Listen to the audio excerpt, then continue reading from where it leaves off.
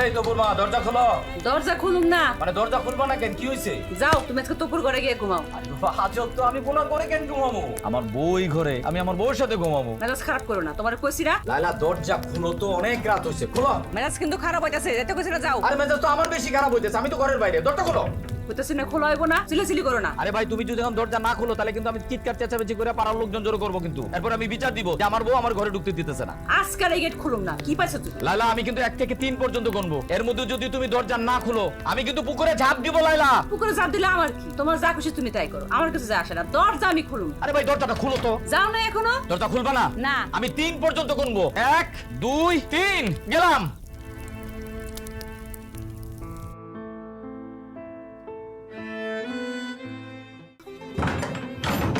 এই তপুর বাপ, তুমি দরজা আটকাইছো কেন? দরজা খুলো। দরজা খুলবো না কেন? খুলবো না, এতক্ষণ তুমি আমার বাইরে আটকে রাখছিলা, এখন তুমি বাইরে থাকো, মজা দেখো। দরজা খুলো কইতাছি। খুলবো না। তাহলে আমি কই ঘুমাবো? তুমি তো ঘরে গিয়ে ঘুমাও। দেখো দরজা যদি না খুলছো আমি কিন্তু চিৎকার করে লোকজন জড়ো করবো। হ্যাঁ লোকজন জড়ো করো, এতক্ষণ তুমি আমার বাইরে আটকে রাখছিলা,